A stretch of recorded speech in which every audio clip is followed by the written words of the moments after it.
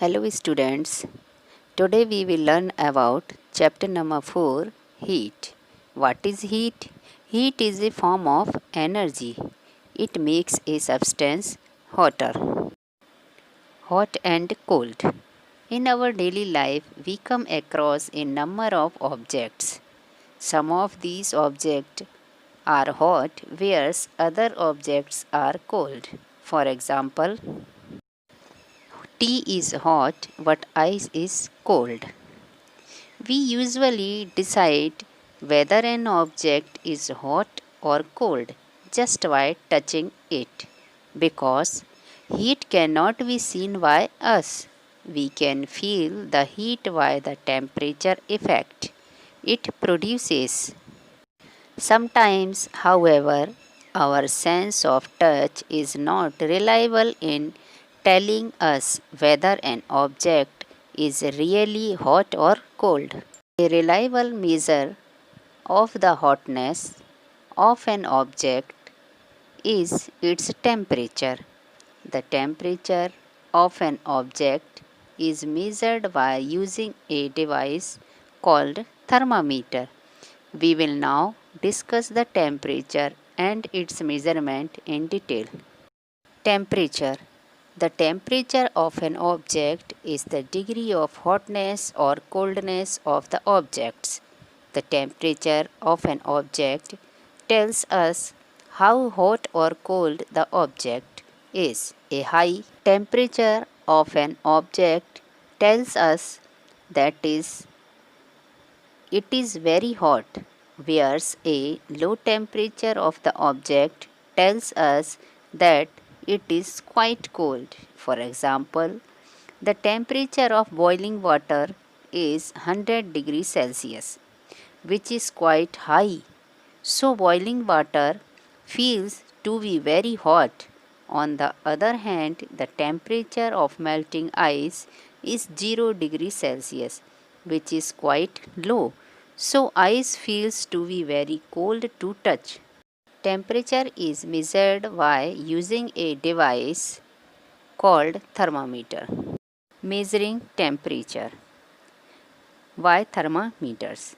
A thermometer is a device for measuring the temperature of an object.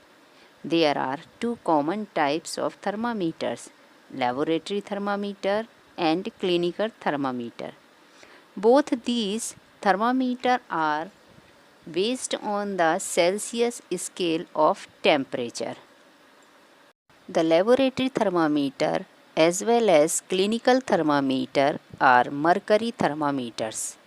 When heat is supplied to the thermometer valve containing mercury, the mercury expands and rises in the glass tube of thermometer. Clinical thermometer. The normal temperature of human body is 37 degrees Celsius. When a person gets fever, his body temperature rises. The thermometer used for measuring the temperature of human body is called clinical thermometer. A clinical thermometer has a very short range of temperature from 35 degrees Celsius to 42 degrees Celsius. This is because the temperature of human body normally does not go below 35 degrees Celsius or above 42 degrees Celsius. A clinical thermometer has a kink in its glass tube just above the bulb containing mercury. The kink is to prevent the backflow of mercury into the thermometer valve when the thermometer valve is removed from the mouth of a patient. The kink prevents the mercury level in the thermometer tube from falling on its own. Now I will explain about transfer of heat. To carry heat from one part of an object to its another part or from one object to another object is called transfer of heat. For example, if we dip a steel spoon in a cup of hot tea, we find that the temperature of spoon rises and it becomes hot. We can say that heat flow from a hot object to a cold object. Heat can be transferred from a hot object to a cold object in three different ways: by conduction, by convection, and by radiation. In solid, heat is transferred by conduction. In liquids and gas, heat is transferred by convections, and in empty space or vacuum, heat is transferred by radiation. We will now describe conduction, convection, and radiation in detail one by one. Let's start with conduction. Conduction. Conduction is the transfer of heat from the hotter part of a material to its colder part, or from a hot material to a cold material in contact with it, without the movement of material as a whole. Those materials which allow heat to pass through them easily are called good conductor of heat or just conductors of heat. Those materials which do not allow heat to pass through them easily are called poor conductor of heat. Mercury metal is used in making thermometers because it is good conductor of heat. Why do we wear woolen cloths in winter? Wool is poor conductor of heat, due to which woolen cloths stop the flow of heat from our warm body to the cold surroundings. Convection. We have just studied that the transfer of heat in solid takes place by the process of conduction. The transfer of heat in liquids and gas, however, takes place by the process of convection. Convection is the transfer of heat from the hotter parts of a liquid or gas to its colder parts by the movement of the liquid or gas itself. We will now describe the transfer of heat by convection through the most common liquid around us called water and the most common gas around us called air, one by one. Convection in water. Water transfers heat by the process of convection.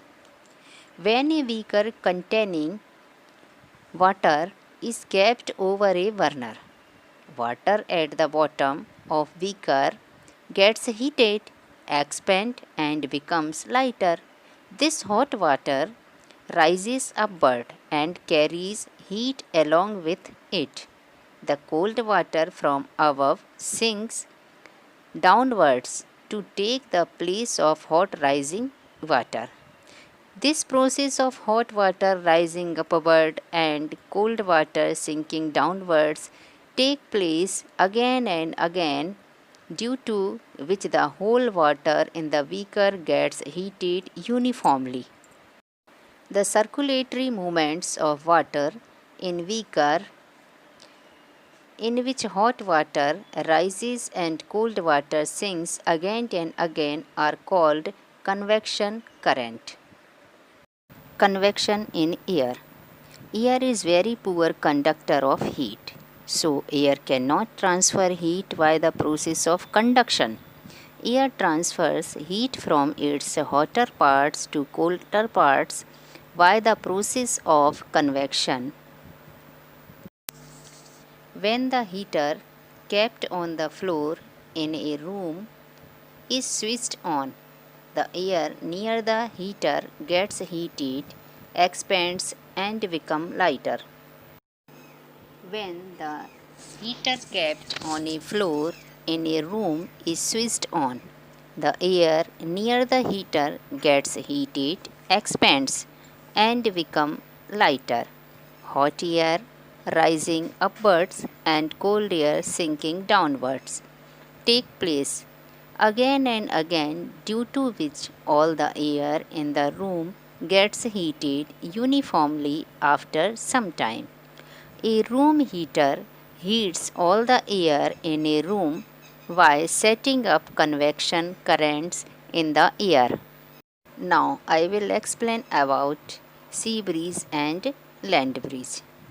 During daytime, when the sun shines, the solid land gets heated to a higher temperature much more quickly than the liquid seawater. The hot air over the land rises upward, and cooler air from over the sea moves towards the land in the form of a cool breeze. The breeze blowing from the sea towards the land is called sea breeze. Land breeze. At night time, the hot land cools much faster than the warm sea water. Due to this, the land becomes cool very quickly, but the sea water remains warm for a much longer time. So during night, the hot air over the warm sea rises upwards, and cooler air from the land blows in towards the sea in the form of a breeze. The breeze blowing from the land towards the sea is called land breeze. We can now define radiation. Radiation is the transfer of heat energy from a hot body to a cold body by means of heat rays without any material medium between them. The best example of radiation is the transfer of heat energy of the sun to the earth. When we come out in the sunshine, we feel hot. This means that the heat from the sun is being transferred to us, which makes us feel hot.